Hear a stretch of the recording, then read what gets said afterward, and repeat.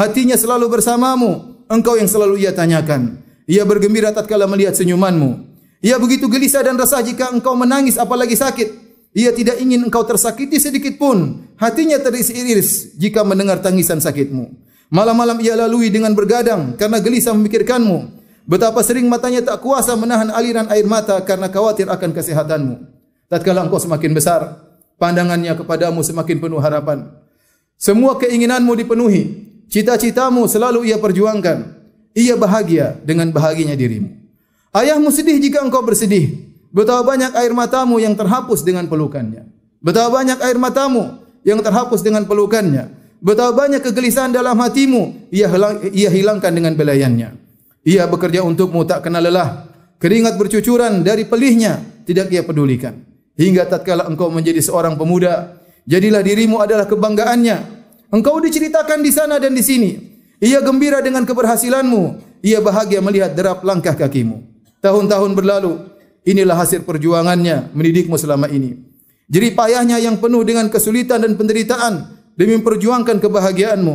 Betapa banyak kesedihan yang ia lalui tatkala mendidikmu, di mana engkau dahulu membangkangnya.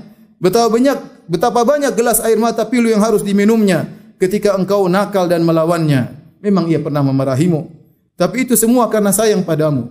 Mungkin ia pernah menjewermu dan membentakmu, akan tapi semua itu karena khawatir akan dirimu. Ia melawan kerasnya kehidupan, bertarung mencari nafkah, semuanya demi kebahagiaanmu, demi untuk melihat senyumanmu. Betapa sering engkau memintanya untuk membelikan sesuatu, sementara engkau tidak tahu kondisinya yang begitu berat yang sedang ia hadapi. Namun ia tidak pernah mengutarakannya kepadamu. Engkau tidak peduli dengan dirinya, akan tetapi ia begitu mempedulikanmu. Baginya yang penting kebutuhan sekolahmu, kebutuhan kuliahmu, dan pendidikanmu terpenuhi. Ia tidak peduli meski harus berhutang. Ia tidak peduli meski harus dimaki dan dihina orang. Semua itu demi dirimu. Betapa sering ia bangun di tengah gelapnya malam untuk mendoakanmu, sementara engkau tidak tahu engkau sedang tidur pulas dalam impianmu. Betapa sering air matanya mengalir memohon kepada yang kuasa seraya berkata, "Ya Rabb, yang penting anakku menjadi anak yang berhasil, yang menggapai cita-citanya, sementara engkau tidak tahu. Lihatlah, ia harus keluar di pagi hari untuk bekerja demi membahagiakanmu. Ia harus pulang di malam hari, tidak sempat istirahat. Ia bersafar menempuh jarak yang begitu jauh, rintangan dan bahaya. Ia lalui tanpa mengenal lelah.